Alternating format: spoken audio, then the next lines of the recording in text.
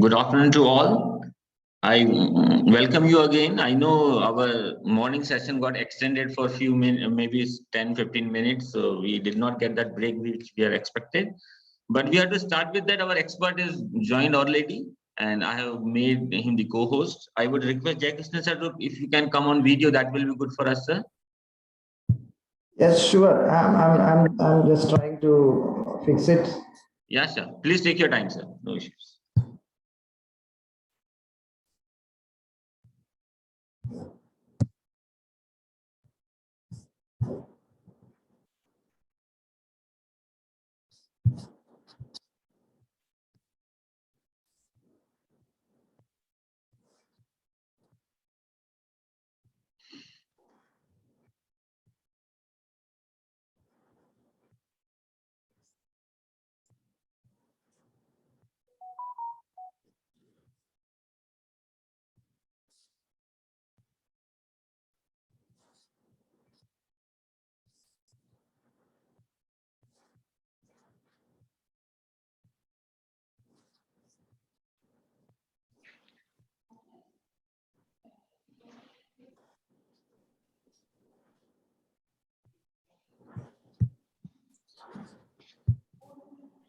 Yes, I think it's working there. Yeah, it's working fine, sir. It's great to see you, sir. And great to have you here as well. Thank you. Thank you for coming. So I will be sharing my screen and sharing a very brief bio with all the participants. Though I will be sharing that PDF provided from your office to all.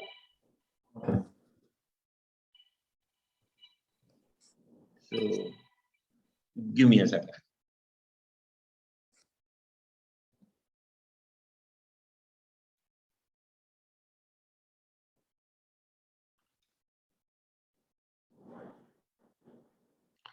A very good afternoon to all of you.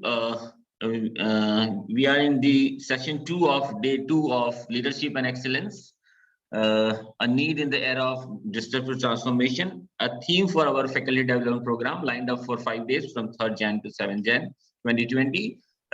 This will be our fifth session of this FDP. We are having a great time, and I'm pretty sure that this session will take us to the next level. And we have with us Mr. JAYAKRISHNAN T, who is the founder and CEO of ASIMOV Robotics, and he will be sharing his wisdom on the journey of we normally call it as an entrepreneur, but he has used a very word called technopreneurs. I really like this and how they are sailing through these VUCA world, rough seas and all. So he will be sharing his experience, and I'm showing we are going to get something coming straight away from his heart only.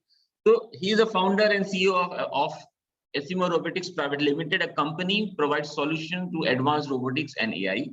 ASIMOV Robotics has been featured in the cover story of Force magazine in 2018-22, one of the most promising AI and robotics company of our country. He has more than 26 years of industrial experience in robotics and AI, embedded system, power control, microprocessor, so on and so forth. He has a prior experience in providing solution to US, European, Canadian, and Japanese companies, especially in the field of defense, space, and nuclear applications. He had successfully developed 200 plus robots across the world in geographies from US, Europe, Canada, we can say across the globe, coming in with all the continents and all. Apart from heading the operation at his parent company, he is also responsible for conceptualizing and developing interactive service robots. We can call it as a, sir, we call it as a ISRA, or you call it as a ISRA? ISRA. You can call it as ISRA. It's fine. Okay. Fine. So it's ISRA, Saya boat, and it's Cranio boat, it's Chaya boat, Karmi boat, and we are going to hear what all this means. Seva boat, to address various requirements in banking, retail, medical, healthcare, space technology, security, hospitality, and all. See, we have a detailed CV of sir, but I want him to speak for a longer time, not me. So with this small bio introduction, sir, once again, thank you so much for accepting our request and sparing your valuable time. And we would love to hear your wisdom, your journey. And with this, I will stop the sharing, and you being the co-host can very well share the screen and go ahead. I will hand over this virtual dice to you, sir. Thank you.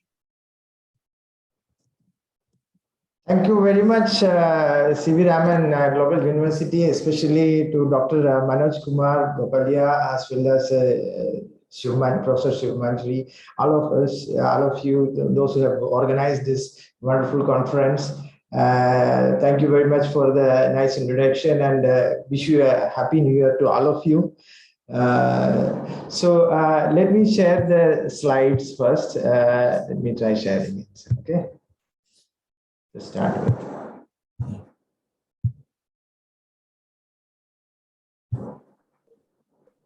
I hope you can see my slides there. Please. Yes, sir. Okay. Thank you. Okay. So yes, when I have been invited by respected Dr. Manoj Kumar for this session, I was actually wondering how I will be a good fit for this, looking at this theme of this conference, which is primarily centered around the leadership. But again, I think on a second thought, I was actually thinking about this leadership skill, the leadership ability, and the ability for to become an entrepreneur or technopreneur, ability for innovation. These are all connected. Actually, the spirit behind all these is one and the same. So we cannot separate it out. It is just like the same forces working behind all. So I thought of accepting the session, and that's how it happened. And especially in this geography, if you look at it is not a very simple or easy thing to become an entrepreneur, especially technopreneur. Why? Because India, if you look at, it's a wonderful place and it's a mixed culture. A lot of people working, coming from different backgrounds, different, educational levels, different financial abilities, and different culture. So altogether, there is no. We are a very organic society. So we evolve organically. It is not that systematic or. If you look at China or other developed countries, it is not very much planned. But there are some good thing about that, because we are, even if you look at this, we all know that we are going through a difficult phase of this pandemic, fighting with the pandemic and coming out of it. So if you look at, you can understand how India has become the focus of the world, like looking up to us. How do we address this? So it is like we can very easily become the role model to any country. If you look at technology also, fortunately or unfortunately, this is not a technical session. So if time allows, we can definitely talk about a little bit of robotics. But otherwise, this is kind of, I'm just trying to share my experience, which I have gained through this years, almost 16 years, in the form of some tools and methods. See, if I'm actually not introducing you, if I take this furniture industry, I'm not introducing you furniture, but I'm just introducing some tool and method how to make it. So maybe I think you can map it to this, the theme of the conference. So in most of the technical session, I used to say one thing that, if you take the case of driverless car, if you are able to develop a solution which works in India, that will work everywhere. So just like that, the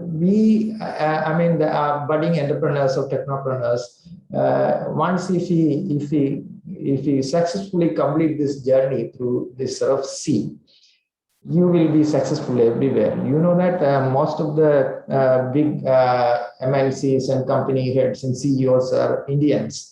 This is the reason. So we can actually fight any difficult war.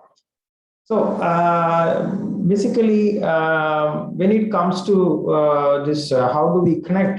Let's look at this slide. This is from the famous author Arjen Woodward, and he is he is actually a motivational speaker in terms of the leadership qualities. So he is world record holder for best-selling book, and he always say leaders always choose harder right than the easier wrong. So this is very interesting quote. So in this, what I am just trying to introduce you is a set of quotes which is primarily written by me.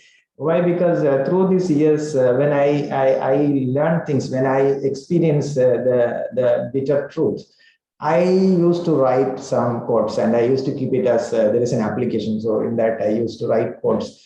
So those are the essence of my experience. So I'm going to share with you those essence.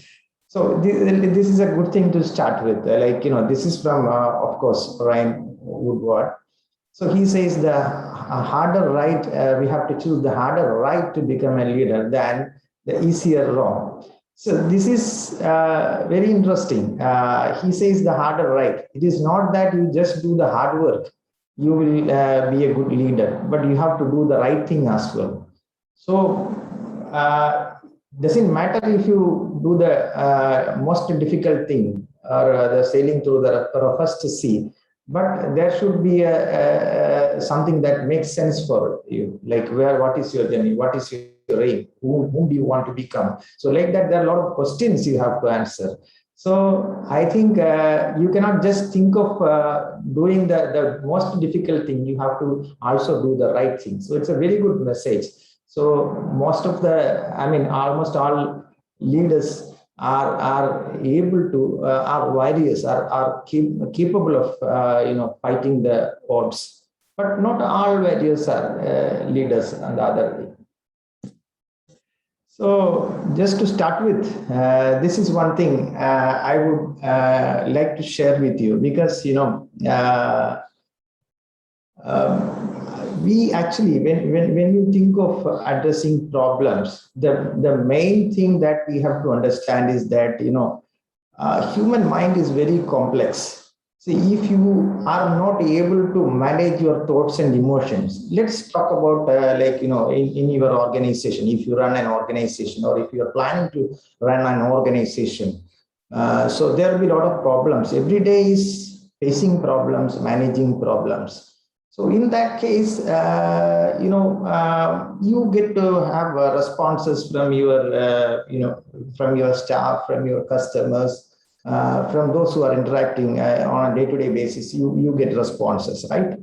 So if you immediately take a decision and then respond to them without thinking twice, it can be a problem.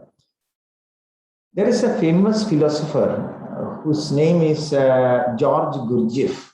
He is a Russian. He is a famous philosopher. And then when he used to tell something like, how he became a philosopher or a motivator or a speaker or an author, a spiritual person, is that he says that when his father was about to die, on the last minutes, he called this Gurdjieff near, and then he told, son, I have an advice for you.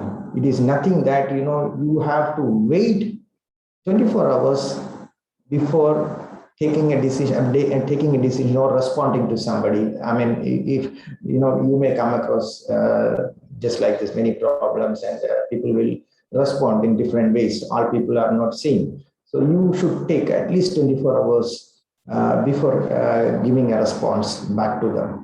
So he says this is the one and only advice he took from his father, which made him a person like who he was during his, years after the death of his father.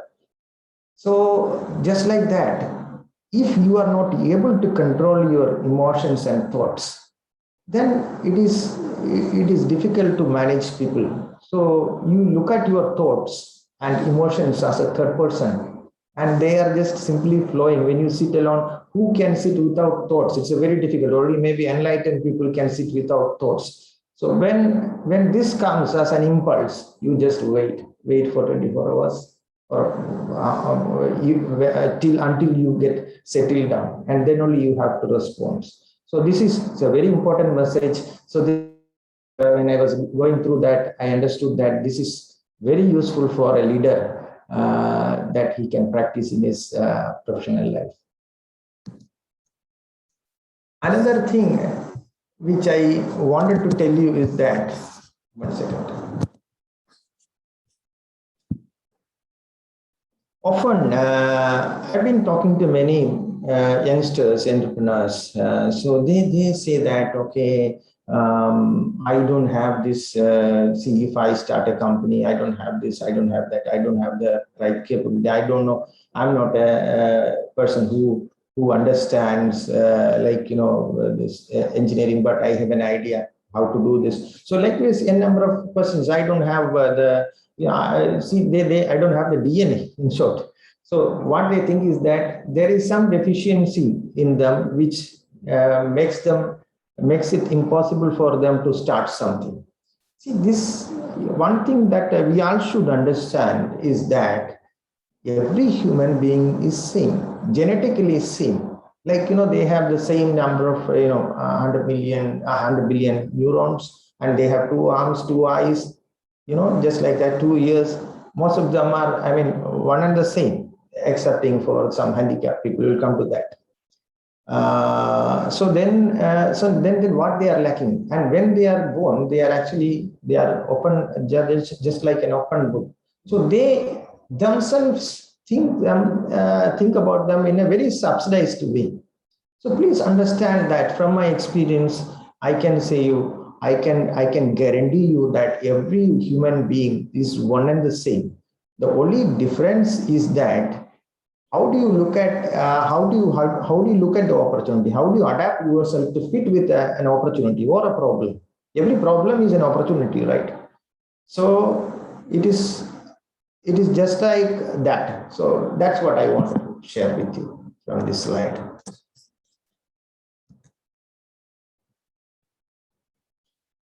There is another thing, that our planet is heavily populated. If you look at the population and compare it against the natural resources, everything comes from the natural resource, right? If you look at how the life is originated in this earth, if you look at everything, you know that it is just a kind of transformation from the natural resources. There are 3 types of resources. I'm not an economist, but I can tell you that it is natural resource, human resource, and then intellectual, the new generation's resource, that is intellectual property. We'll come to intellectual property. But before that, let me tell you this human resource is another form of natural resource. So basically, if you look at the natural resource, you can see that it is only just a portion of what is it actually required against the current population. So obviously there is a fight, there is a competition, there is a difficult time for all of us moving forward, because our planet is that much populated. So then there will be a competition, and it can be healthy competition, sometimes even unhealthy competition. But please understand that this is why I am telling this, is because I used to see in from newspapers and medias that people, again, they are complaining that we are not getting equal opportunity, we are not getting equal support, just like that. But please understand that it is very natural. Why? Because this is basically what happens. This is nature's rule. Everything is nature's rule. So we cannot claim that just because of we are born, we have to survive and we have to live fully. So that is up to us. So please understand, again, it comes back to us. So it is our take. So whom do we want to become in future? So that is called as survival, rule of survival. So another thing, this is actually just a couple of slides I am showing here now is to shake you, is to pull your platform which you are standing, take you away from this comfortable zone. So this is slightly more rude compared to the previous one, because what is this human? Who is the most capable? Which is the most capable machine in the world? Which has got more than 100% efficiency. It is nothing other than human beings. I can tell you an example. I can tell you a negative example and positive also. See, when I say somebody that, there are a lot of motivational speeches and speakers you might have come across, you might have gone through from the media. So we all know about the other people like the terrorists. So you know that how terrorists, you heard about this suicidal bombers, all these people. So motivated in the wrong way. So single person can damage how many people? Just like that, in the positive sense also, if somebody can inspire somebody else and then they come up with something which helps hundreds, thousands and billions of people. So you look at the efficiency, a single human being can change how many people's life. Take the case of our Ratan Tata or anybody else. From the political or from the, take the case of C.V. Raman. So just like that, one single person can influence many lives, right? So the efficiency is more than 100%. But if you think that you are not capable or there is nothing new, like, every day is just like we want to just live, wake up, eat, drink, defecate, and then, reproduce and then sleep, then we are just like animals. So the problem is that understand the capacity of a human being or get inspired by the capacity of a human being. So we have a lot of capabilities. If you are underutilizing it or if you are subsidizing it, if you are not, if every day when you wake up, then it comes with a lot of opportunity. So if you are not seeing it is, seeing that it is there, you are already dead. That's what I mean. It's not nothing in the wrong sense, nothing rude about it, but it's a fact. It's a naked truth. Then another thing which I came across is that I met many people and then they say that see, everything is already invented, or maybe it is like I have a problem, but I don't think there is a solution, or I don't know how to do that. I don't know how to implement that. And so there are a lot of complaints again I used here, like which they again say that there is no solution. I think there is a problem, but there is no solution. But the interesting fact is that closing your eyes, you should believe that there is a solution to every problem. Just a hypothetical belief. Then we are not looking at how it is done. It is just a thought that, okay, there is a solution. So if you don't hypothetically believe in this, then you are not going to try anything. That's the first thing. And another interesting thing which I see when I say all this, nobody is perfect. I also have learned many things by doing mistakes. I will come to that slide. But basically, these are kind of things which I inferred, so which had might have sometimes opened my eyes. So that is why I am telling all this. So when you believe that there is a solution, you will definitely work towards that. And when you develop a solution, the next thing what I have seen is that it happened to me, because we are just living it. No, our heart and soul, everything is with that. So we are just living it. If you just imagine that you are drawing a picture or you are singing a song, you 100 times you kind of you repeatedly do it to get it perfected. But unless otherwise, if you look at it as a third person, you will feel that that is the best thing, because we are kind of saturated. So this happens to everybody, and we love that. We love that picture. We love that drawing. So likewise, people usually they think that they sleep over it. They think that is the biggest, the best solution in the world. So the result is it will not get optimized. It will not get refined. It will not get better. So you have to think that also. That is a logical thought. It is very logical that, okay, we just thought about this way, it can be done. So if I can do this way, somebody else can do it differently. It's just a logical thought. So if you don't believe, do that, then you will just end up with a single solution. So there will be multiple solutions. It happened to my life also when I was coding. I was coding with a FFT algorithm I thought that I did it with the lowest number of cycles during my, previous, many years back. I claimed that I did it with the lowest number of cycles. That's how you have to do that. But after I resigned, some junior engineer from there, just who was working under me, then sent me the code, and then he told me that, see, I've done it 10 cycles lesser than what you have done earlier. So this is the problem. So please understand that. Then another thing is that this is not to actually discourage any of the innovators, but only to encourage you. I always believe,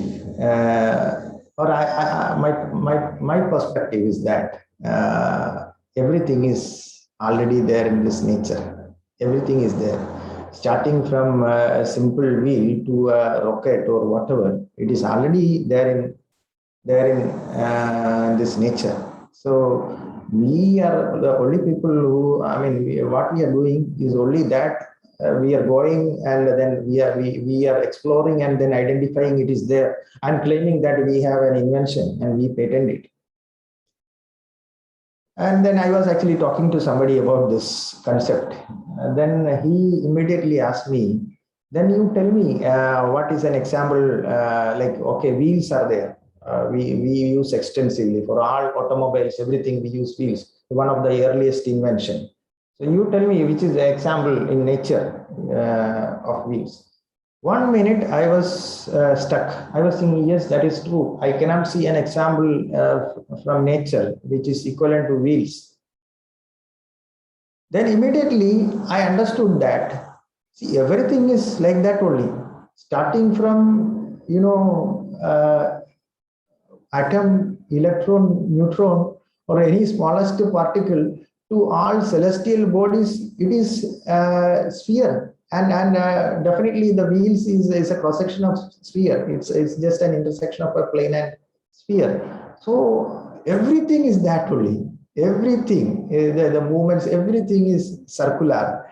So that was very interesting. So this is again. Then again, I reinforce my thought. Okay, yes. See, the why I am telling it is because the only reason is that, again, going back to the previous slide, you have to basically believe that for everything there is a solution. For everything there is a solution in nature. So you have to go and find it. So I want you to get motivated, not discouraged. So again, I always choose actually Einstein's to Edison. I will come to that point in the next slide. Why I am choosing. So this is about ideas. Again, I'm telling that people always change their ideas because there is an implementation problem. Few years back, I think almost 12 years back, there was a contest organized by Kerala Coconut Development Board and then government for making coconut harvesting robot. We also took part. And we have suggested 3 options, and that is a different thing. I'm not getting into that. Then there were people, I have seen there were people actually, they came up with solutions, and then the solutions, it ended up like, so our solution was a little more expensive, and then technically it was fine, all the 3 solutions. But because of the expense, because I have explained that, we may need multiple, the investment in multiple compared to the product price, because it is a lot of innovation, there are a lot of wastage, there are a lot of R&D which is going to happen. But finally, some simple solutions were chosen. But the problem which I could see from those solutions is just like this. Some of them have simplified it. They have oversimplified it. Ended up like, they're planning to climb a palm tree instead of the coconut, which means that, okay, the way this palm tree is growing is more uniform compared to coconut. It is not the stem diameter and then the surface texture and the unevenness is not like coconut. Coconut is There are a lot of variables, and there is no standardization for that. So if you create something for palm tree, somebody has again simplified it to make it as a pole, just like a pole. So it's a pole climbing robot. It's not a coconut climbing robot. So sometimes it happens. Why people are thinking that? I like that. It's very simple, because there is implementation issue. So that is where I wanted to tell them that implementation is secondary. Implementation is secondary, and implementation, you cannot limit your ideas looking at the difficulty in implementing it. So idea is great in the very abstract form. Implementation is secondary. So this is the concept of actually Einstein. So now actually, I will also tell another story. I don't know if you heard about Professor Nakamatsu. He's a Japanese scientist, Professor Yashuri Nakamatsu, I think. You heard about Thomas Alva Edison also. I already told you I will never choose Thomas Alva Edison, because I think he's a very, either he's an over smart guy, or maybe or otherwise it's just like, I don't know, I don't want to comment. He's a very reputed person, but still I choose Einstein or maybe Professor Nakamatsu against Edison. Because Edison, there is a famous quote from Edison saying that the genius is 99% perspiration and 1% inspiration. I'll tell about Professor Nakamatsu and one interesting incident in his life. Edison has got 2,000 plus patents. Professor Nakamatsu has got more than 3,000 patents in his name. So one day this Professor Nakamatsu, actually some idea struck his mind. So he wanted to write down the idea. So some very interesting idea. So actually he was inside the swimming pool. He was swimming. So the problem was he wanted to write it down before he forgetting it. So immediately what he did is like he thought of some another idea came, like he invented a pen and paper which can be which can be used to write underwater. See, look at that, how the inspiration is coming. You never know. You actually had one idea, and then when thinking of writing down the idea, another idea came. So just like that. So the look at the power of inspiration. So Professor Nakamatsu says it is 99% inspiration and 1% perspiration. So you have to do smart work, not, good to do hard work. But again, I am with Professor Nakamatsu. So this is a very interesting story I would like to share with you. So this slide is talking about that. And this coming few slides, basically to make you feel more confident. We are all born leaders, right? See, when the fertilization happens, happens with the embryo. There is actually 200 million sperms, if my understanding is correct, is trying to get fertilized on a single embryo. So, egg. They are in a race to reach the egg. So that race, actually, we have already gone through. We have already gone through that race, and we are winners. We are already champions. We are already leaders. So if you are such a leader who could defeat almost 200 million other people, then why you are scared now? Maybe if you limit your workplace or the area or the domain to in terms of geography or in terms of technology or in terms of your what is it like the usability, it's not going to be 200 million anyway. So why you are scared? So that's what another thing which we have to learn from our. So how we took birth? How did we come to this earth? So we are already champions. We are already leaders. Another thing is that which I felt or still experiencing when I face problem is that I'm alone. I'm alone. I have family. I have my friends. I have my well-wishers, but I am alone. It happens to most of the people, I think. Why? It is because I again told it is a very highly competitive world, and people have, unlike earlier, people have their own problems. They have many things to solve. They may not be available. It is not their problem. Your father, your mother, your sister, brother, everyone loves you. Everyone wants you to be successful in your life. But they may not be always available. Why? Because they have their own things. So you cannot expect everyone to have, you are alone, you feel like alone. But my point is that you came alone to this world and you are living alone. When you leave this world, you will be living alone. Then why do you are, in a short span of time, if you look at the history of Earth, history of life in Earth, this lifespan is very small. In that short period, why you are scared or why you are worried? So this is like, again, in certain times, in certain situations, you have to fight yourself. You will be alone. Not to worry about that. Another thing is, like in olden days, there are joint families, right?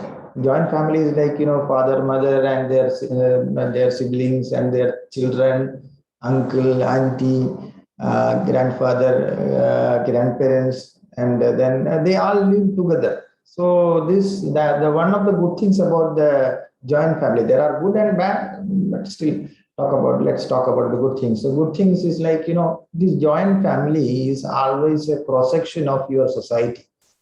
And as the family gets bigger, there will be problems also gets bigger. There will be situations.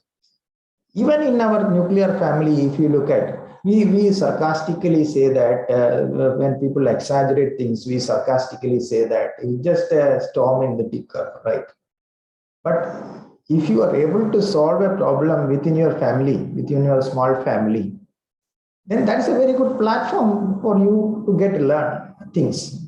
Then you will be able to do much better when you come out and interact with the society, when you deal with the society, when you deal with your real professional problems. It is a good platform to learn. So always try to do, instead of just taking the advantage of being a family member and simply fighting or simply arguing, if you can diplomatically solve a problem in your family, that's a very good learning platform. This is another thing. With all respect, let me quote my mother's younger sister. My mother's younger sister always, we are very close by. We have only 10, 15 years of age gap. So when I started this company, it's my second company. First company also, we used to interact, and what we were making, my grandmother actually, she passed away. So she used to tell, so you are an engineer, so which bridge or which this thing, the building we have constructed. And I said, Grandma, I'm not a civil engineer. I'm doing this, I'm doing that. So likewise, my mother's younger sister also always, see, why you are making 10 years back, she used to, till then she used to say that, why you are making this robot? Who will buy these robots? Who wants this robot? You could have started a grocery shop. You would have become the wholesaler of grocery here in Ernakulam, in Cochin. So that is true. What she is saying is true, very true. At that time, it was too much of early start for me to make robot and sell robots. So she is right. My point here is that we are conditioned. We are conditioned through our, just by in terms of, conditioning is a very interesting thing for human being. As I told you, we come to this world as an open book, and what we write on that book, that makes a difference. Like, somebody can become Tata, somebody can become Ambani, somebody can become Modi ji, somebody can become C.V. Raman. So why we cannot become? That is mainly because, it is to some extent, it is a conditioning. So conditioning happens from our childhood, our bringing up, our, the educational system, everything, bringing up, in short, altogether is making a person. So that is why when twins are born, if one is brought up in Africa and one is brought up in US, or one is brought up in India, all are different. They are genetically very close by. See, I think almost 82% of the DNA of human matches with the rat. I don't know the figure is correct. Even with banana, we have very close match. So maybe when we talk about identical twins, it is a very small fraction which differs, but still they are different. Why? Well, their conditioning is different. So just like that, sometimes we have to challenge our bringing up. Because if you tie the rope to the shore and then you try to row the boat will not move forward, right? Just like that, you have to cut that away. But don't think it the other way. Don't take the other side of the coin. Why? Because now Bill Gates is a school dropout. So if I become a school dropout, can I become Bill Gates? No. So you cannot take the other side of the coin. All misunderstanding happens only in two ways. One is like people take the other side of the coin, and then other thing is like generalization. So everyone is different, every situation is different. So that I please don't take it that way. If you always challenge your bringing up, you cannot become a successful person. But sometimes it is required. That's what this slide says. Another thing is like as I told you earlier, we are not complete, we are not perfect. Everyone is different. So everyone has their own limitations. So if you don't understand your limitation, if you don't look at as a third person, then it will be difficult for you to identify the right partner, both for your personal and professional life. That's what this slide says. See, we always look for complementary skills. When you frame up a team for your organization, you always look for complementary skills. That is the best thing. So for that, actually, you have to understand the limitation, the shortcoming within you. So that will help you to adapt to the situation better, or maybe like to identify the right partner. But if you are trying to become somebody else, it will be different, because all success formula, people always are interested to listen to success stories. But if you fit that into your life, you may not be successful. That is just a kind of a complete misunderstanding. There is one slide. I will go to that slide. That is this. Why failure are better teachers is because of the thing. During few years back, what happened is like we were shipping robot arms to US, Europe, and other countries. We shipped almost 200 plus robot arms packages. Is there any time limitation, Dr. Manoj Kumar? Not at all, sir. You have time up to 2 p.m. and we can even extend beyond that, sir. Please go ahead. Okay, fine. Thank you. It's going to end. We will interact. So a few years back, what happened is like we were, I think 2008 or 10, if I remember correctly, 2008, we were shipping in the first batch, 2007, I think, first batch of robot arms to US, mainly to researchers. So we shipped 1 week per week. We were shipping almost 3, 4, 5 robot arms per week. So it went to researchers, and you know that once if you sell a product, next thing is like you have to take care of the after sales service. So because of these people are researchers, our job is easy. We will only ship the spare parts, motors and other things if there is a problem. So they can do that. They are researchers. Under our guidance, they will do. And then we experienced a problem. The problem was nothing but one robot arm was having more than 200 screws, bolts, and nuts. So when we shipped this robot arm, through the jet engine vibration, you know that jet engine is a heavy vibration in the cargo while the flight is taking off, especially, and it's a heavy vibration. So all these screws started loosening. So when the customer receives it, what happens is like most of the screws were loosened. So we had a discussion what to do. Then somebody told, okay, at that time this Fevikwik, there is a brand which is this chloroform-based adhesive, instant adhesive, one-drop adhesive.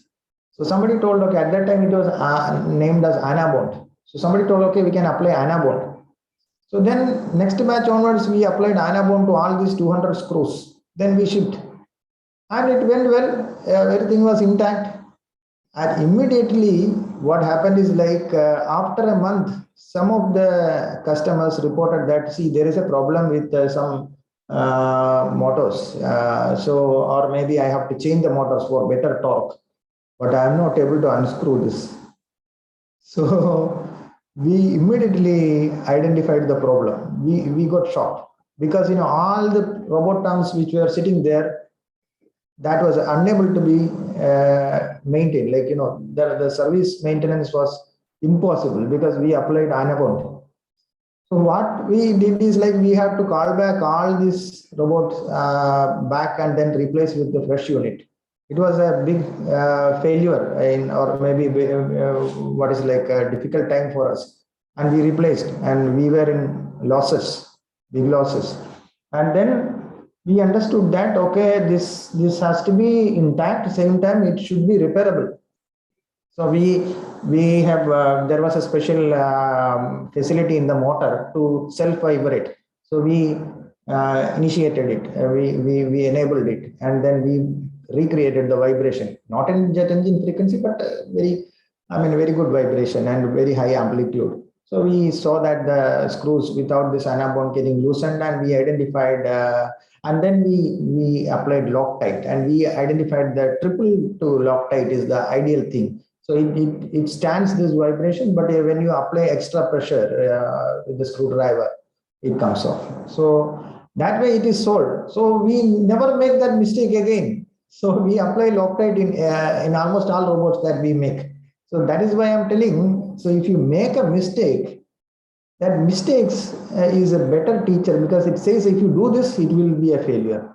But if you try to do this same thing with success, somebody else's success, that equation, if you apply in your life, you need not be necessarily successful. And that is why we say that failures are better teachers. And nowadays, this is a buzzword, like you might have heard about unlearning things. Why? Because all this thing is this industrialization, industry 4.0 is coming. Then automation and AI is coming. So we have to be ready, because it may take away your jobs, opportunities. So we have to reskill and we have to unskill. I don't believe in unskilling, because how is it possible? I don't know. I cannot unlearn cycling. I cannot unlearn driving. It is very difficult. So what we can do is to learn new things, because the capacity of human brain is that big. It is unimaginable. So only thing is that you have to use the right thing at the right place, the right time.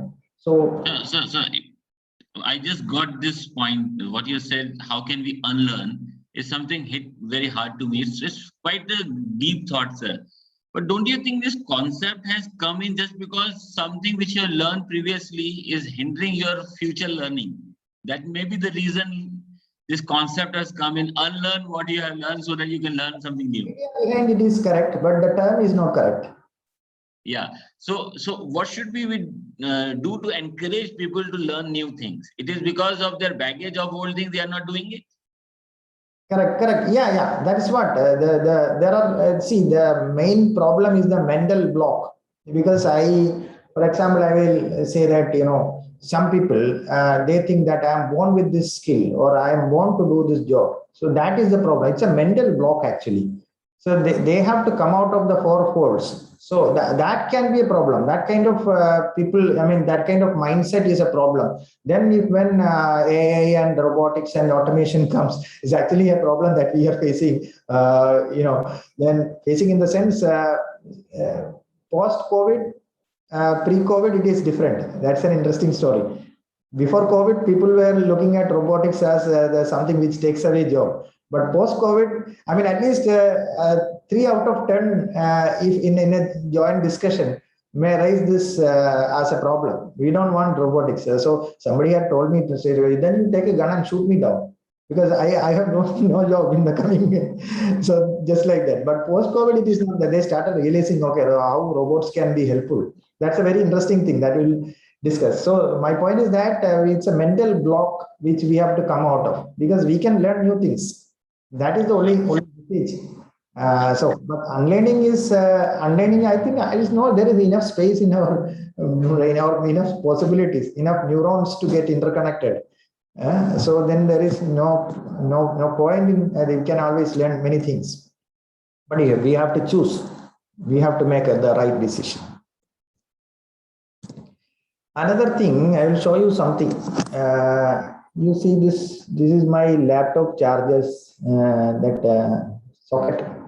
It always happens like when you use it. I don't give much care when I'm using laptop or anything. It's just like that. You can do it very carefully, but because of maybe my hasty handling, most of the laptop has this disconnection or this loose connection towards the tip. So I used to fix this. I used to fix this, and this is a heat shrink tube which is very flexible. So some insects are coming like this. That's what I was telling. So I did it very strong. I made it very strong, very hard, and then again immediately the more harder I make it, the more hard I make it, the more brittle it is. That's what I understood. So then I started using this heat shrink tube, and then I made it very flexible as it was before. So what I could learn from that is this, like, if you are very stubborn, or maybe what is it like, if you are making it more and more strong, or if you are not flexible, then it is very difficult to manage the situation. You have to be very flexible. This can be applied to our life also. That's what. You cannot make it stronger by making it unbreakable. It will break, or it is something, either the function, it won't be functional. You have to be very, very, very flexible, very adaptive. That's what. So I think that's a lesson which I can map from the physical world to the life. And another thing which I can share with you to motivate you is that I think most of you might have seen this ambulance drivers, ambulance. You know how they are driving, how fast they are driving. They are not even thinking about themselves. They are experts in driving through very busy traffic. Do you think that they are driving always like this? When they take their family for an outing, if they started driving like this, they never do that. They only do when then the situation arises.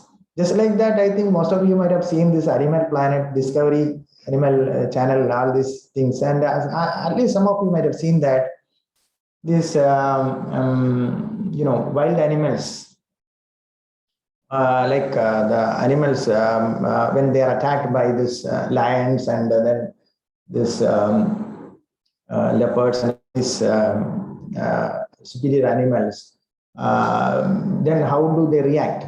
You might have also seen that when their babies are, how do they respond when their babies are attacked? They will stand against, whether it is lion or whether it is tiger or anything. They don't care. They don't just care. They will stand against. They will fight. They will fight for their baby. So just like that, if you look at, you can see that you have done the most. You have performed very well, more than 100% more during the most difficult times, and you have done the simplest things when everything was in favor team. See, why I'm telling is because we always there should be some situation should arise that you should take your maximum capacity out. I think if you realize that fact, maybe sometimes you can do it much better. When so people they underperform or they underplay when things are in favor to them. See, another thing I wanted to tell is that most of them are coming as criticism. Again, that is what it is. Again, I will come back to the previous slide. So the mistakes, when we try to understand the mistake, it is better. There are good things also, but why we are being more critical is because it's even sometimes self-criticism. So that the chances of success is more. This is a very interesting video. I will play this. Look at that.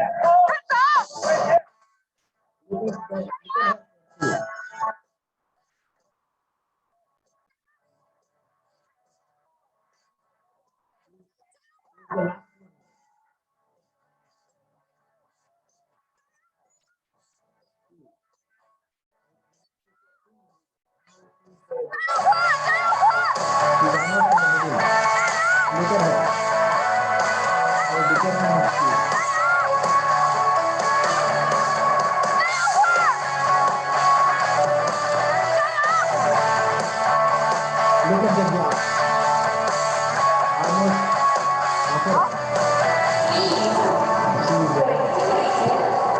See, there are a lot of things we have to learn from this because don't worry about making mistakes. Don't worry about failure. So this is a great lesson we all have to learn from this small kid. It's a very inspiring video. So the moment I saw that, I just copied it. Then a few other things about certain aspects I would like to share with you. If you look at concentration, you all know that you need concentration, focus, dedication for getting something successful, your venture successful, your life successful. Let us try to understand what it is. There is a relation also. Concentration is something which is they are very close by, but there is a difference. Concentration is something which can be momentary, which means that if you just try to insert a thread into a needle, you need concentration. You insert it and after that you forget it. Then you start using it casually, like usually, like you can use it whatever way you want. Only when you insert it, you have to be concentrate. So concentration, that is one thing which is in time base. If you look at it, need not be continuous. Another thing is that you know that when most of us drive car, right? When you drive car, do you apply your intelligence driving or never? Only when some situation arises, that also spontaneous response. So you don't just a passive. Some people sleep while driving car. So just like that is passive. So what it means is that if a task is well within your ability, you don't concentrate too much. As the task is getting more and more challenging, it requires concentration. So concentration is actually inversely proportional to the ability. So as it is more challenging, we need concentration. And what is focus? Focus is like, okay, we are preparing for exam, or we are continuously we are focused on getting something done.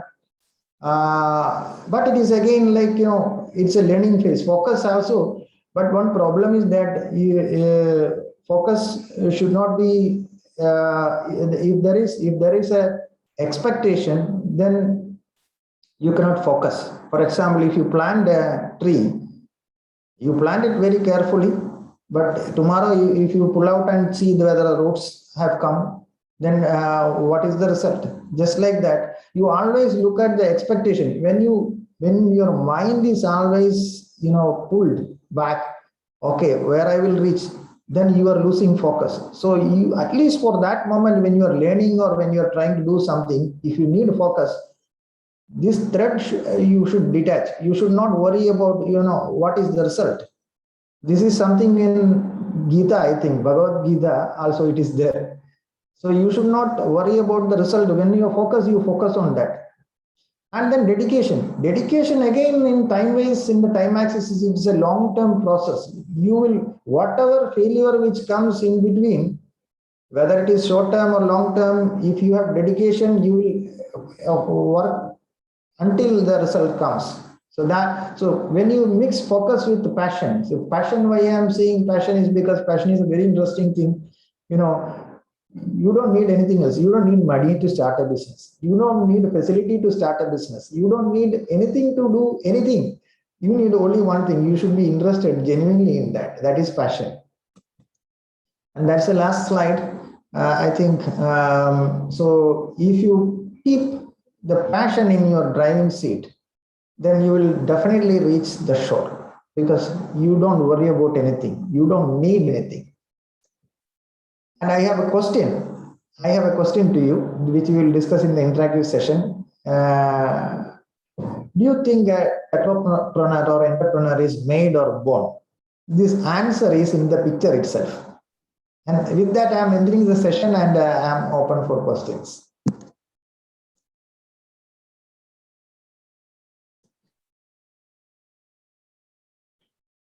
You please go ahead. I think participant, sorry, if you want, we can create a poll also. If you wish, you can do that.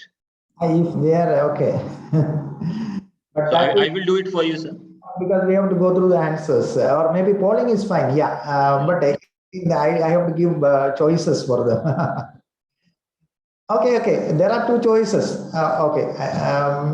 Somebody can, run a poll. Yeah. We'll see. So I will do that for you, sir. No issues.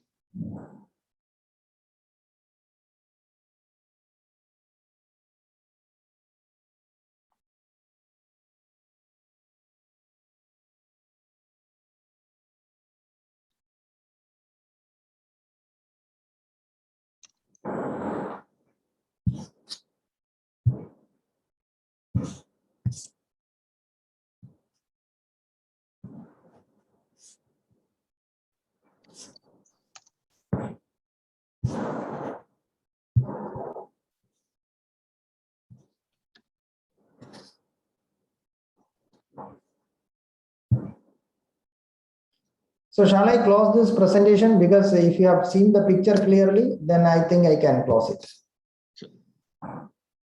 Yes, sir. Please. Okay.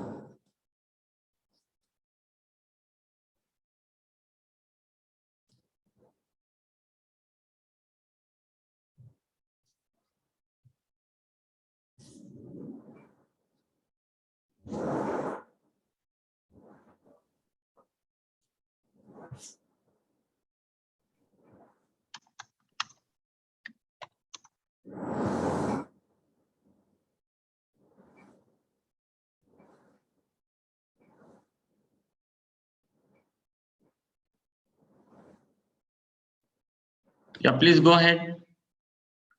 The poll has been launched. Oh, it has to be born.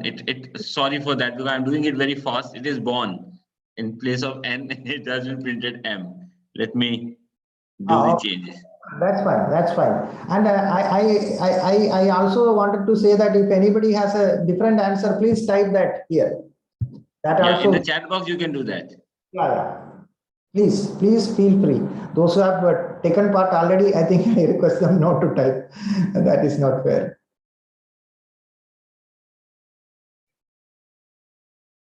Or even that is fair, no problem. On a second thought, yeah, changes are accepted.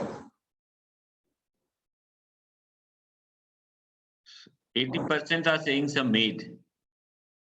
Any other answer, please feel free to type. Even people who have taken part in this. You can see the chat box, sir. You can see the chat box. I'm looking at that.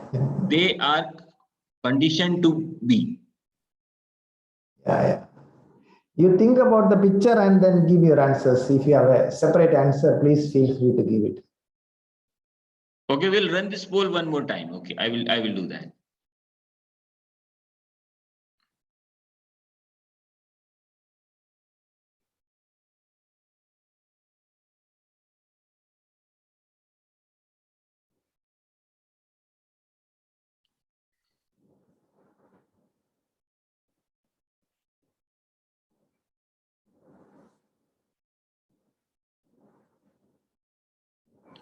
I think I could not. Yeah, but we can take. I'm actually waiting for any other answers. Yeah. So they are writing are born with some qualities and later build them as per situation. It can be anything which is completely different from these two answers. I'm waiting for that. Yes. Think about the picture. So if we can share the PPT again, those who have missed that, if you can do that. Sure, I'll do that.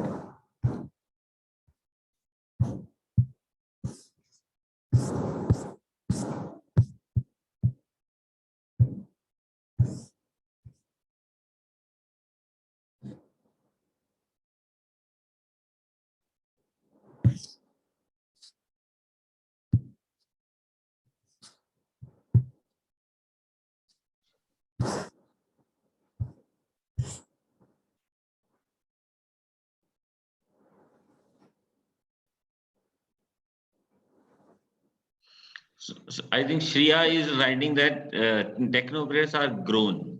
Okay, maybe I will rephrase the question. A leader is made or born? Yes, yes. Which is more matching. Going line with the theme of this FDP, yeah. Yeah. It's 50-50 by Sunil Kumarji. Very diplomatic answer. Very diplomatic answer. Leena is saying arise. Many people are saying, I could say, made. If necessity comes, use the adequate resource, it emerges out, they are made. There is some answer which see again. Situational. I think Shahid ji is saying situational. Yes. Okay. Okay. Let me close this. Yeah, I stop sharing. Yes, I think it is fine. So we can the polling and answers we can stop here. Yeah, that's the most. Again, I am telling it is my perspective. There can be difference of opinion, and always welcome. But still, my perspective only I am telling. It just happens because a leader or an entrepreneur or a technopreneur is a person who is able to see what others are not able to see. That is, if you could see that a plant is growing in a crack on that road. It's an opportunistic behavior or maybe attempt. When there is an opportunity, when there is a problem, he or she jumps in and it as a success or a solution, comes with a solution. So that is opportunistic. So a person who is able to see an opportunity in problem, or then he or she becomes a good leader. So it is situational. So we should always look at maybe that is the closest answer I can find here. Let me scroll through. So it just happens, and we have to be ready for that. Look at the polling. Most of the people said it is made. Why? Because some methodical way of that is also possible. Like this, there is a program run by UN, United Nations, for entrepreneurs. So primarily, it happened in Central America. So they were actually investigating and researching on what is the difference. What is the difference that makes some people are coming out as successful entrepreneurs. So what kind of training that we can give. So they are called as, actually that book is sitting here. I also took part in that program. That program is called Embrytech. I think that book should be here in my cupboard. That's a very, I got a very, it comes with a lot of notes, a lot of printed notes and exercises. Yeah, it's here.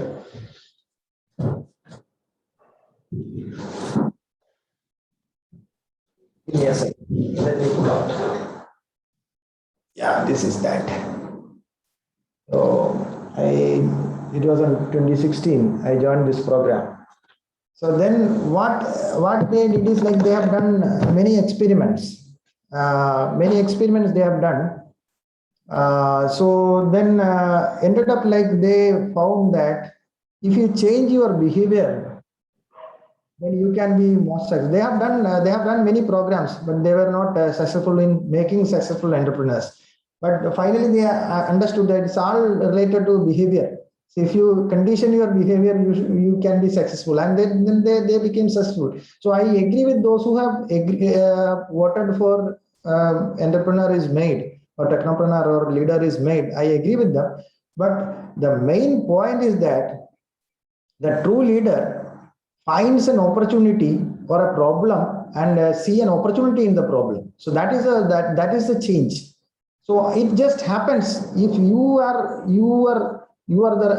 the right attitude, if you have the observation, then it just happens. Then the only thing rest is like, you have to apply some method, you have to see, that is always there. Now today's world is connected, everything is in your fingertip. You can access to any information, you can access to any program, you can access to all facilities. Like either you can do it here or you can go to abroad. That is up to you. There is no limitation. There is no limitation in terms of money, culture, or anything. So the only thing is that you should be ready to do that. So if you don't see an opportunity, then go on. Even if you are trained, you cannot achieve that. So that makes it, that's the only thing I wanted to tell. Okay, with that, I'm actually ending my session, and any questions, anything, I'm happy to answer. Yeah, participants, you can please raise your hand and then we'll open for the interaction. Sir, we would be very interested to know something about your company as well, sir. If you can speak for a few minutes on that. Because I have gone through your website, it's quite interesting. Okay. I will share some video. That will be the easiest thing for me. Okay.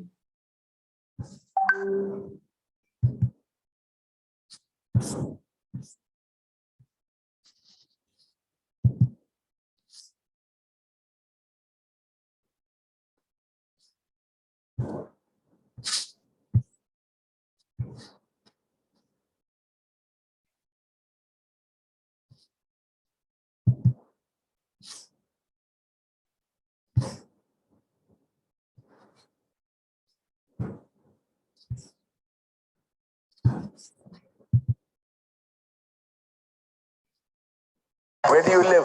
I am living in Kochi. How long have you been in Kerala? Where do you live? I am living.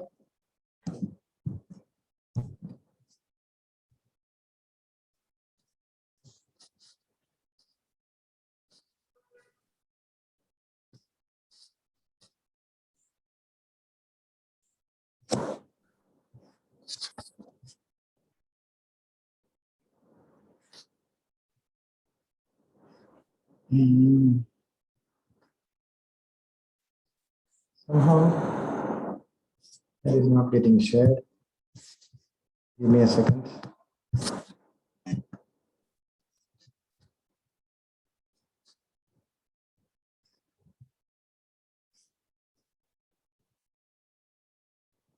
Yes. Can you see the screen? Yes, sir. So this is these are different robots all put together. Okay. Our main product is this robot, SayaBot, which is a humanoid robot, which can be customized for various applications like hospitality, healthcare, security, retail, many things. Primarily hospitality. We will take a look at this robot. In Kochi. How long have you been in Kerala? 2 years.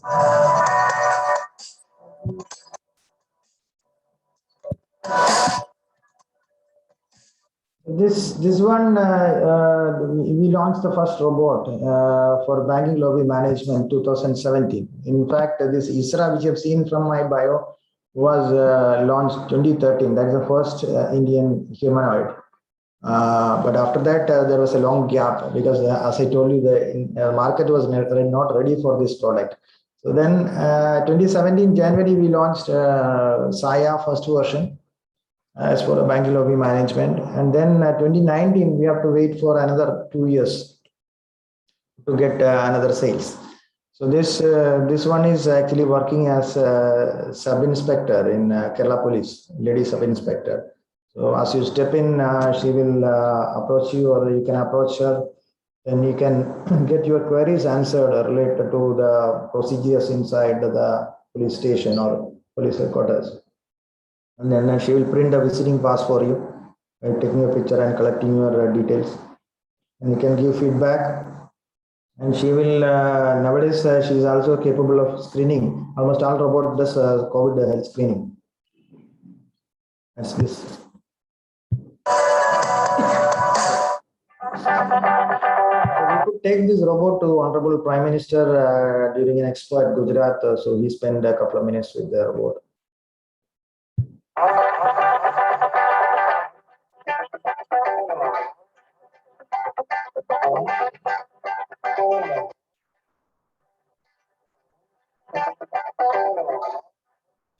Honorable Prime Minister Shri Narendra Modi ji of robotics.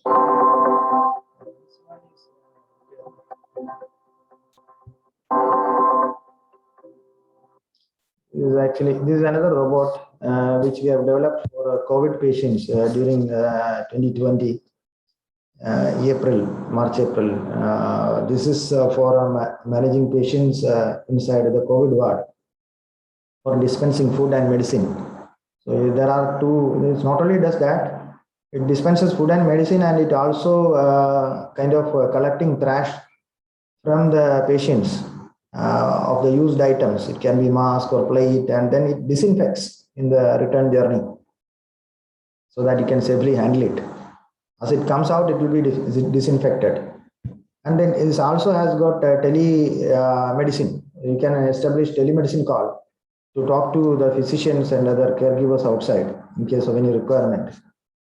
And then it also has a sprayer which is loaded with this disinfectant and dilute solution, sodium hypochlorite solutions and other disinfectant. So in case of any spillage on surface, you can send this robot. It goes there and sprays that and comes back so that you can safely do the next level of cleaning. Sometimes these patients coughing, sneezing, vomiting will have these spillages on floor that is very contagious. So, sir, are these all we can say demo model, or you are actually selling it in the market? The medical college deployed 2 years back. I mean, deployed already. Great, sir. Fantastic. Almost 2 years back. Keep me at home position. Hope the boxes are filled. Press the buttons for selecting rooms. You have to just Karmi bot on duty. You can see what happens inside by looking at the application.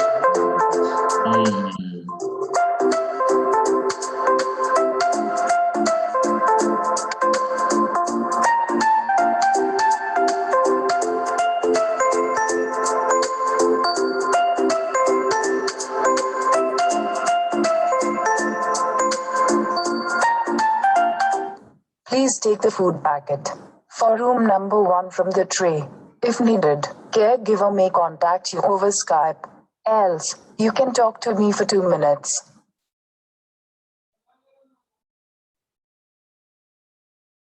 Hello, doctor. This is actually not How are you? inside the hospital. We are not allowed to take videos from COVID ward. So, separate. It's our facility. I'm fine, doctor. So I'm just. Do you need something else? Nothing. Everything fine. Happy to serve you. Please press the go button. You actually don't Thank have you. to even press See on you it. again. Seconds. If you want to sleep away. Kindly place trash, if any, in the bottom container. The black box, which is UV. So when you open, it will be disabled. You expose it for human skin.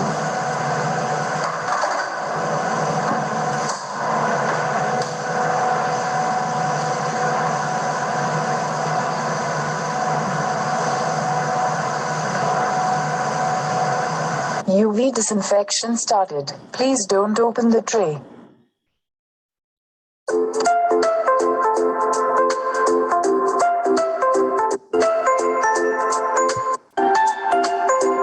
Disinfection stopped. Now you can switch off and clean me. This is the spraying action.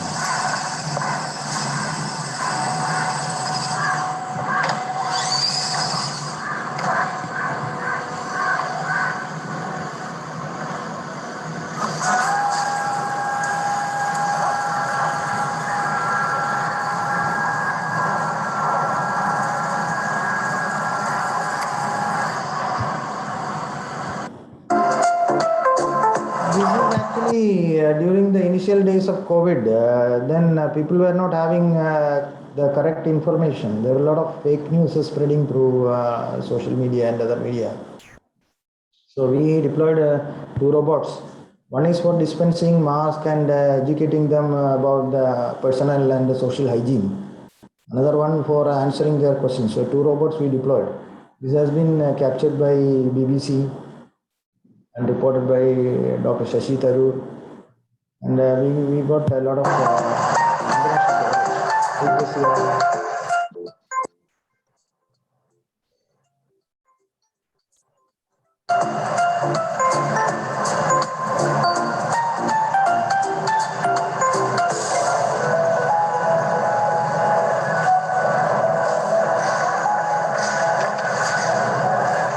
There are several measures you can adopt to protect yourself and others. Wash your hands. Use a tissue with discard.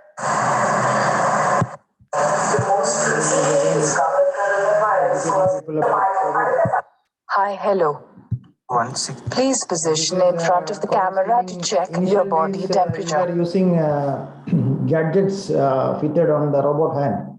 Later on, it comes with integrated sensors. Now we are only using integrated sensors.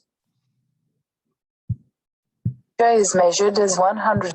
A cold and fever. Okay, I have done with your screening. You will have to consult with doctor immediately. So this the latest version where it screens whether this person is properly, social distancing, mask. Hi there. Kindly wear mask to prevent the spread of COVID. I will measure your temperature and dispense sanitizer. Kindly wait. Mask properly, so it says that you have to wear properly. In one hand it has got temperature sensor, other hand it has got pump for sanitizer. Same robot which we deployed for local body elections, and we screened more than 20 people. Your temperature is normal.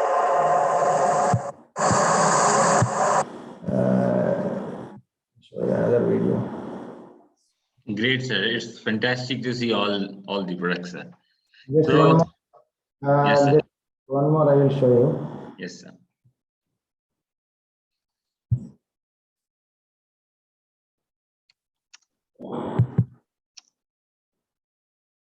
Hello.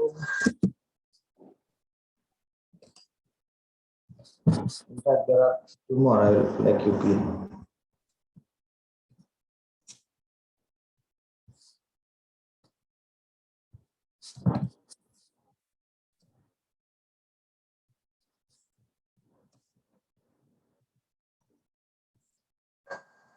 Hello.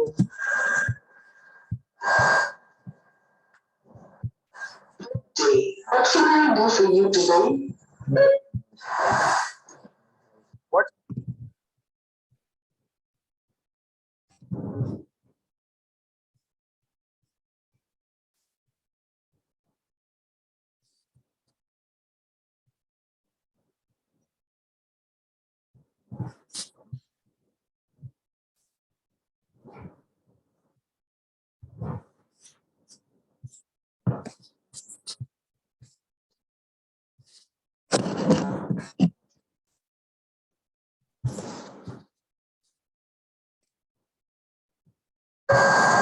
Hello.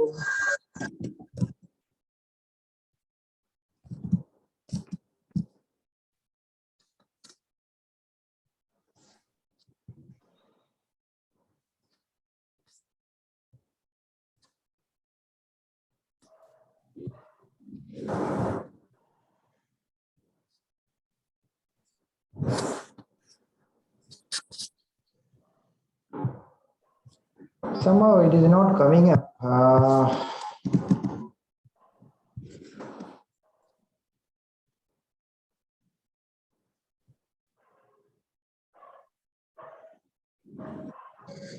Hello.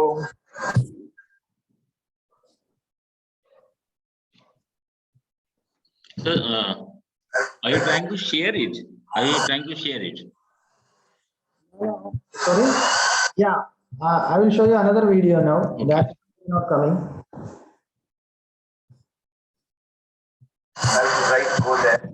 This is actually a robot which was supplied to Hospital Narayana Hridayalaya for the Indra Hospital logistics for transporting medicines and other items, microbiology samples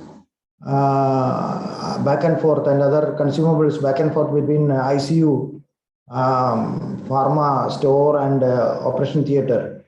And because these patients after surgery under the care of SICU, they are highly prone to diseases. So they actually take the help of these medical runners for transportation. So we wanted to minimize the number of people involved for transportation.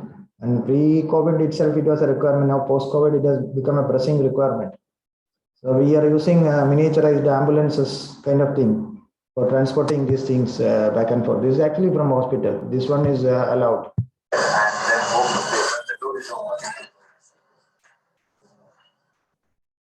Now she is placing, this is for newborn babies, surgical intensive care unit.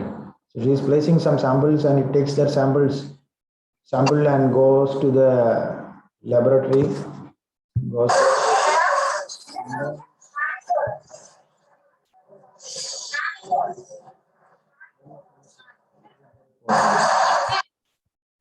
comes back with the report. Now let me try playing the other video. I don't know. Sometimes it may work. Hello. Can you see the screen now? Yes, yes. What can I do for you today? Can you see this? What's your name? This is actually a human-like robot with silicon prosthetics. My name is Chaya. A lot of expressions about How are you doing? expressions she can emulate. Don't do that.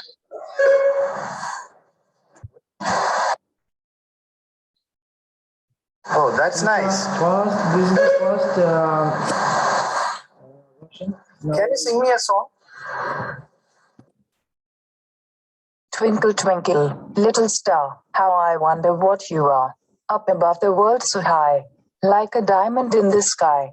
When the blazing sun is gone, when nothing shines upon, then you show your little light.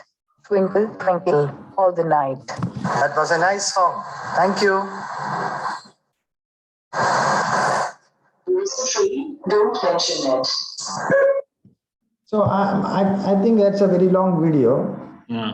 Yeah. So this is what. Yeah, it's great, sir.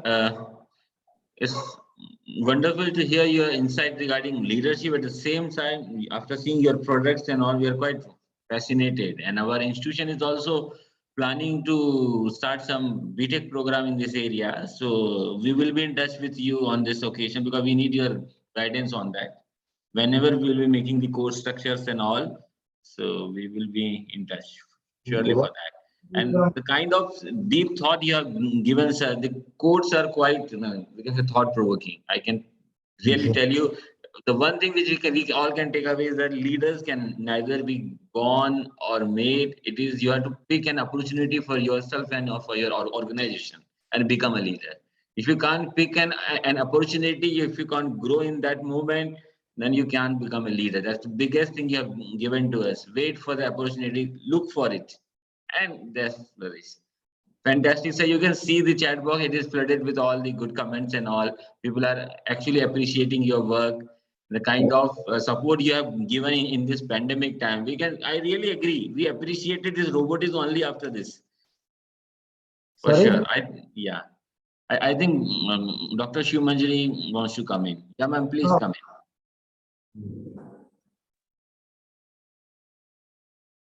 Yeah, please come in, ma'am. You can go ahead.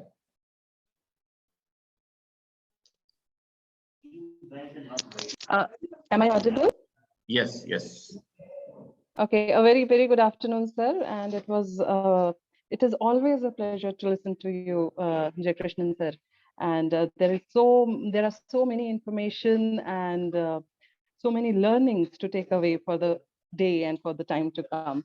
Sir, I actually have a question for you, and that is that what was your inspiration to be who you are today? It's a very Good question, and maybe it is it's something like which takes a long time to answer in detail. So I'll try to make it as minimum as possible, because I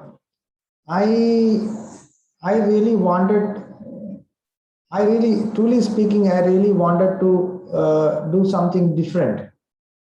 I really felt like that because I would say it just happened, the same thing. My grandmother, again, maybe she's the one actually has become a cause for that, or maybe she might have, what is it like, lit up or identified that spark. It's a very interesting story. I don't know whether it makes sense. For some of us, it may not make sense.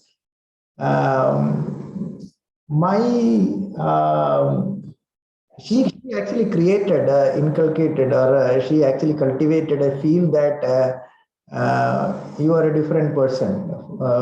Again, you are not a normal person.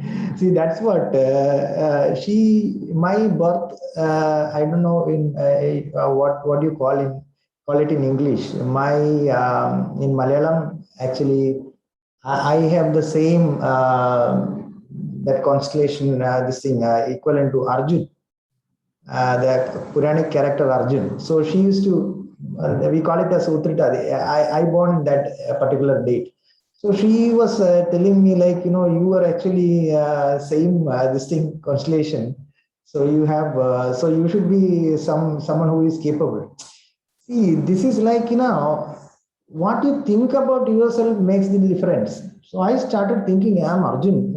So when I'm small, I'm very small. Think myself as Arjun. So what she does is she is very capable of making this bows, like some peculiar tree which has got some.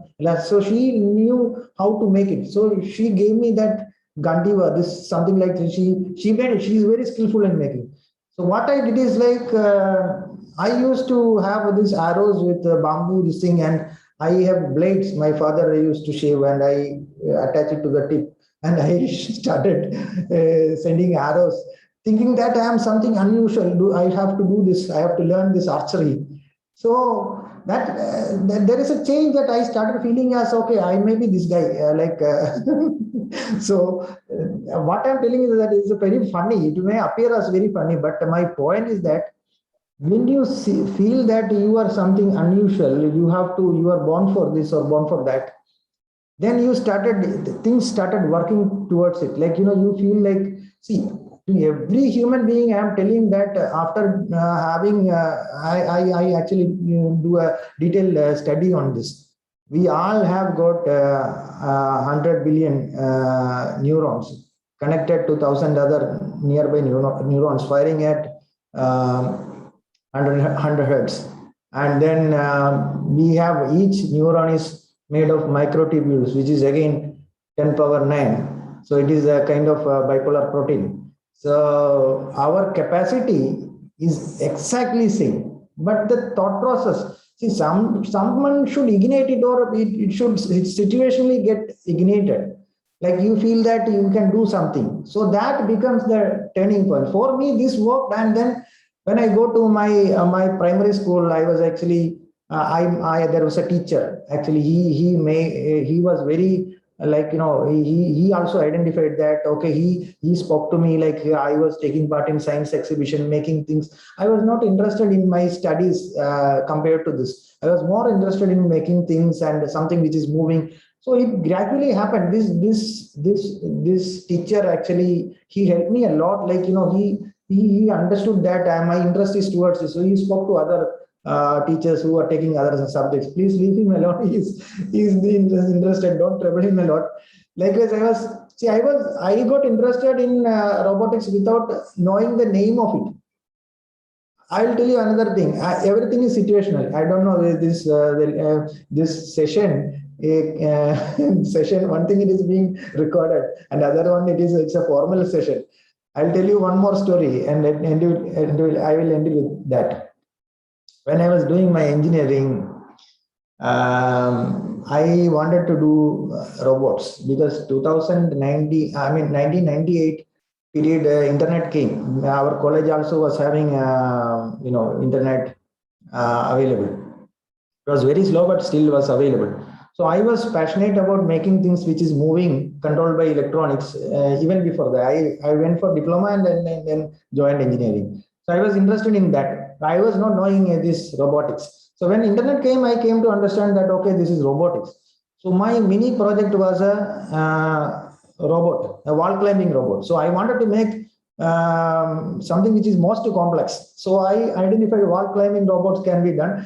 And then I started making, I made vacuum feet using, at that time, motors also was not available. All these servo motors, all these online purchases, e-commerce was not there. So I pulled out motors from video cassette recorders, tape recorders, and then there was this mixer grinder has the vacuum cup. I used that and we made a robot. I also collected money, 25,000 rupees from my batchmates because it's an expensive project. So we made this, but it was not fully success. During the evaluation, it was not complete. Only mechanical was complete, and some it was working, but software was not complete. And we got the lowest score. So my batchmates told me when main project came, my batchmates told me then I told, okay, we can make another robot. Then they told, you don't approach me with the robots. Don't approach us with robot. We already have learned a lesson. So we don't want to do that. So then one person told me, okay, we can do. And we did. We did by spending 20,000 rupees. It was very difficult. We did a walking robot with 6 legs and it was successful and we got the highest score. So I learned a lesson from that. I thought, okay, this person is good, maybe good for my whole life. So I proposed to her and she is my wife now. This is opportunity. So I proposed to her and I married her. But now that we have some real robots, like we have children, so she's not that interested than before. So she troubled me, like, when I was doing my own research, even when children's, when the baby was born, she was asking me to actually make, she was asking me to take care of either baby or kitchen or something, like we were again nuclear family. So then I was actually making something else, like for cutting and filing some machine.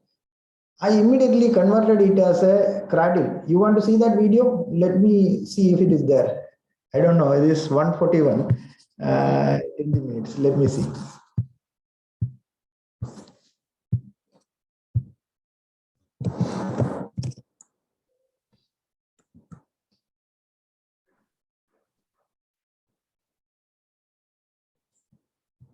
Yeah, I have that video. Let me see if I can show you that. Yes, sir, please.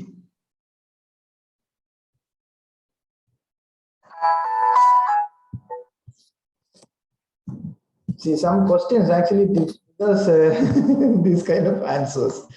I don't know whether it can be, again, problem in sharing.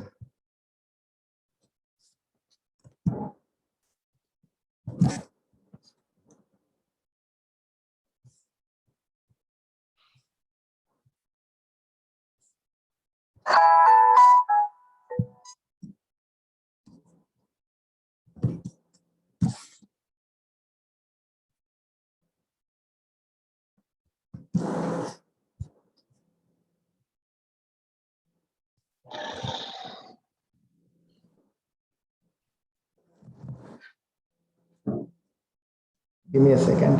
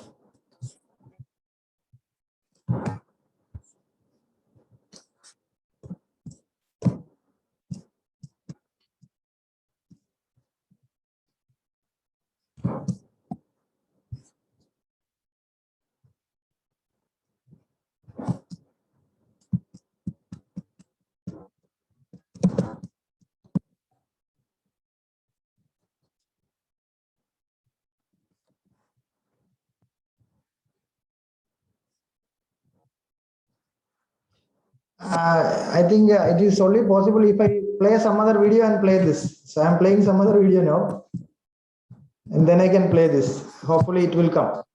Okay, sir. Please try. Can you see the video? Yeah, we can see this. Can you see the video? Hello? Yeah, sir. So we can see that.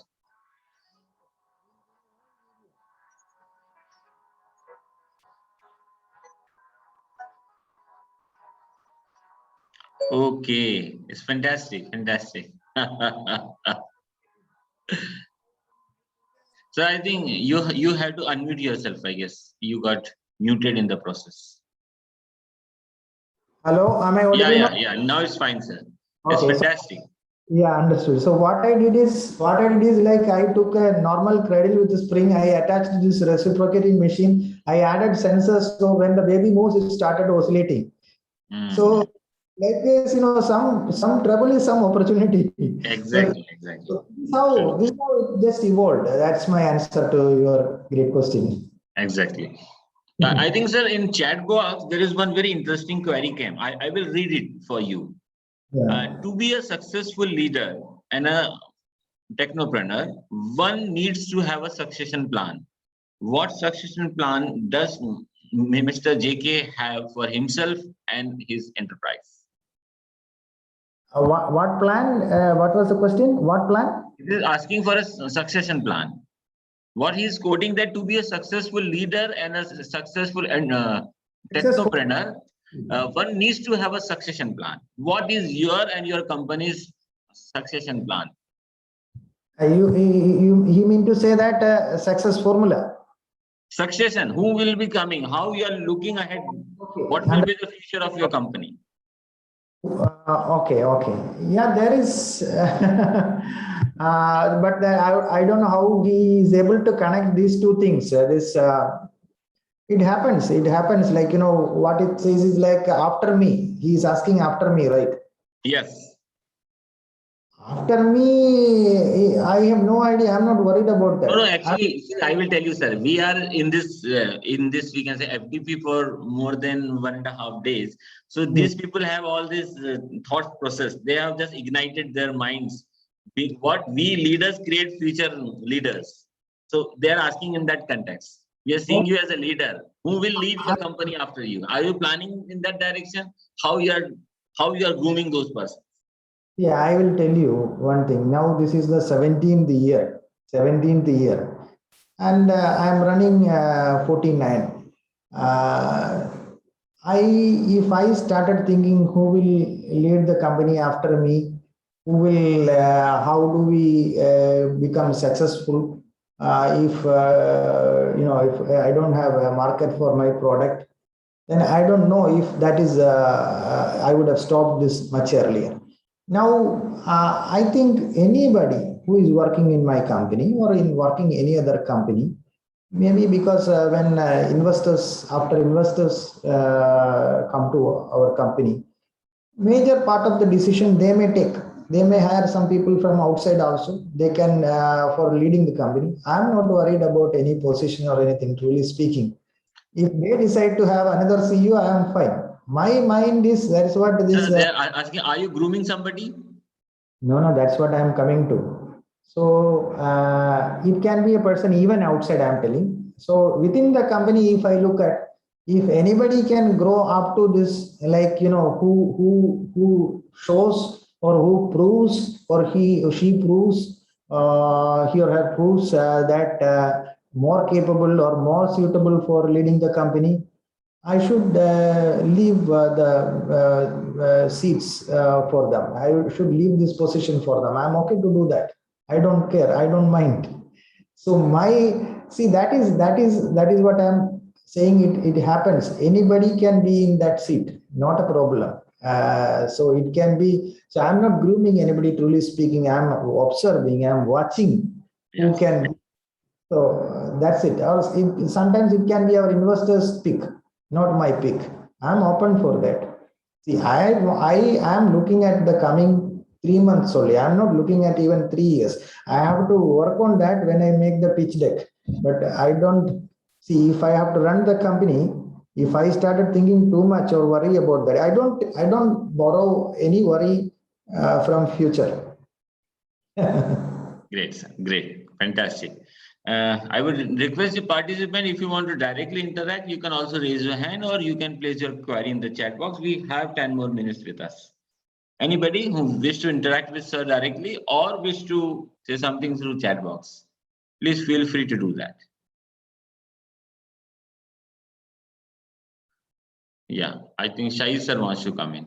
Yeah, please go ahead, sir. Thank you, Dr. Manojji. And thank you, JK sir, for the wonderful disposition. My question is sort of linked to both US and India. We see Jeff Bezos, who started selling books online as an e-commerce entity through Amazon in the US. He became successful there. But when he came to India, it was not only books that he was selling, but you see the plethora of products that he's selling today. How do you think he was able to build up on that styling of his functioning and establish that leadership norm to see to it that Amazon becomes a phenomenal competitor to Flipkart and, of course, goes to the top of the line? Thank you, sir. Okay. See, Amazon, even before coming to India, had a name. And if you look at any innovative thing, anything, any technology, if you take the internet, or if you take mobile phone, or if you take computers, or if you take software development, Indians will adapt to it very quickly. They understand the technology very quickly. They may not be the early birds, but when they do it, they adapt to it very much. So I think in that worked in favor of Amazon also, and the diversification into e-commerce. They had a very good infrastructure. They had a very good process in place, which they had experimented there. But in India, Indian market, what might have helped them is the capability of Indians to adapt. We don't mind. We don't see when we say that we are, patriotic people. We should always encourage the Indian innovators, Indian businessmen. The fact is that there is a healthy competition. So we always choose the best that we can. So I think the package which Amazon offered to Indian customers would have been much attractive compared to their other competitors. So we obviously adapt to it, and we always go for the best. I think the competition, even from outside, healthy competition we should encourage. And then our product also will get refined. Our package also will get more economical. So that is good. And what government can support is to change or modify the policies or the infrastructure. So for Indian innovators or entrepreneurs or businessmen, the biggest problem is the facilities, infrastructure, which is not everywhere available. If you look at China, in a 25 square kilometer, everything is available. So here, but one thing is clear. You look at automotive industry. Automotive industry, if you step into that, it is a completely different world. Normal people walking, and as they step into the factory, they are a different person altogether. Like they will follow the system. See, like Indians going outside, working in US and in even NASA and other big companies and organizations and companies, they work differently. So that is because they are quickly able to adapt to the system. So likewise, if I say, if we create isolated, now also it is there, it is coming up, isolated ecosystems, there we can make competitive products, competitive organizations to compete with the other foreign competitors. So that is very much possible. So I think this would have worked in favor to Amazon. So there is still a possibility that any other company like Flipkart and others can catch the market back from Amazon. It's not impossible, I think. So this is what my take on that. Great, sir. Thank you, sir. So I think with this we have come to the end of this particular very interesting session. Sir, you can see the chat box. It is flooded with all the appreciations and all. And it is it's quite amazing to see the kind of in-depth understanding of leadership and the way you think. You have just shared your code. I'm quite fascinated, sir. You actually think so deep. Fantastic. I think that is what is required when you think of robot and all. You require this kind of deep thinking, and that is coming in your thought as well. Fantastic. I have one more person raise hand. Mohit sir wants to come in. Sir, please come in, Mohit sir. Yes, sir. Am I audible, sir?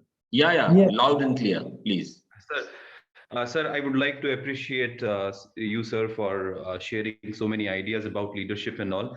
And I'm happy to know and hear that you read about G.I. Gurdjieff, one of the philosophers I like most. And but the thing is, sir, I was amazed to see this, that G.I. Gurdjieff and his disciples, they were doing the advocacy of that humans are machines. And how come a reader of G.I. Gurdjieff and his disciples started inventing machines and all?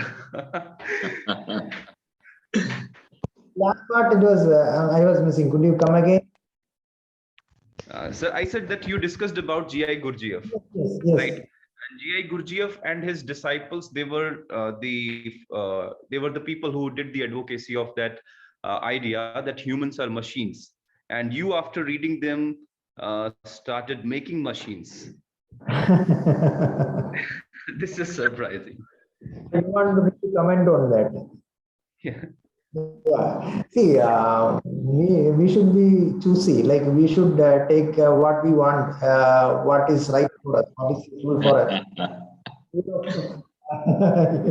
What is it like the information which is available, or knowledge or advice which is available. So I don't take that part from them. Because truly speaking, humans are not machines, of course, and I don't believe that's altogether a different topic. I don't believe in future also being a person in this domain. From this domain, I don't think robots cannot replace human beings. See, again, this is getting in a very informal session because questions are asked like that. So the Isaac Asimov, from where we derive or we adopted the name Asimov. We have an expansion advanced systems with intelligence, mobility, and vision to defend the claims, but still, it's truly speaking, it is from Isaac Asimov, the fiction writer. So he has 3 laws of robotics, like how the robot should be or how the robot will be. So there's famous 3 laws.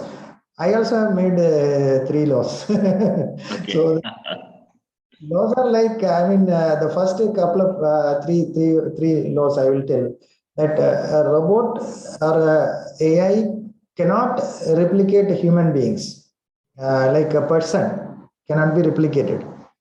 If at all a person can be replicated, that is only his personality, or those who believe that, those people who believe that they are their personality. The stupid people who believe that their personalities can be replicated. Sorry, because if we underplay, we think that we limit ourselves, then we can be machines. Some people are living like that. What we do, what can we do? Nothing can be done. But looking at, I already spoke about the one human being, even the physically also cannot be replicated. Now AI people are talking about singularity problem, where the capacity of human brain, the computer brain or the artificial intelligence meets the figure of 10 power 16. So there are itself, I told you that each neuron is made out of microtubules, which is 10 power 9 switching at 10 hertz, which means that it is 10 power 25. It is not 10 power 16, you know the difference. So even when the physicality itself, it cannot be replicated. And then when the substances are becoming subatomic, it will not obey classic physics. So you cannot do with your standard computers, you cannot do this. That has got the ability of superposition. So you cannot replicate that. And the human brain, the humans are coming with, they are actually, when they are born, this 100 trillion cells. One single cell 50 times multiplies, and then it becomes 100 trillion cells, 103 trillion cells. So that they come with the 23K human genome from their parents, and 2.2 billion genome, bacterial genome, which primarily resides in the colon, like in the intestinal colon, they reside, and then 4.3 or something trillion viruses. So we are actually more of viruses and bacteria than human beings. So these actually interact based on so the regulators are like our bringing up, our conditioning, like our education, our parents, our interaction are the regulators for controlling this interaction between the bacterial genome and the human genome, which forms a layer called the epigenome. So if you take the cross-section, the epigenome profile, then you know more or less how this person is, like how the personality is, because that is how it is. So if you take it for twins, one is brought up in one place, another is brought up in another place, it will be different. So even that cannot be replicated because of this. You look at the figure I'm talking about, this high. Then they are talking about consciousness. They are telling that it will reach consciousness. I don't believe, being a person from this domain itself, I am telling you, it is impossible to replicate human beings. Only people who believe that they are their personality, at some point in time they can be replicated. Exactly. I don't go with Gurdjieff and his followers on that. I can't agree more on that. I totally have the same kind of thought process, sir. Fantastic, fantastic. So it's great to hear you, sir. It's 2 o'clock. Finally, people are waiting for their lunch. It's wonderful to have you here, sir, and to be a part of this particular session has made my day. Thank you once again for accepting our request. We will be in touch in future as well, sir. And we are going to bother you again and again. And with your permission, sir, if you allow, can I share your contact with the participants, because I'm getting some queries. They may like to talk to you. But please excuse me if I am not, because my mail was actually in the website for a long time, and every day a lot of mails. So I'm really sorry if I am not able to answer in time. No, sir, they will wait for your answer, sir. But at least allow me to share your mail with them. Okay. It's great to have you, sir. Once again, thank you so much. And I also thank Dr. Shiv Manjari to make it possible that you are here with us, because it is because of her effort we could get you here. Because you are such an occupied person and your calendars are totally tight, and it's wonderful that you have spared your 2 important hours with us, sir. Thank you so much once again. It's great to have you, sir. Thank you. Thank you. Thank you. Thank you. And for all the participants, we will meet again at 3 p.m. I wish you a great lunch. Bye-bye. Thank you.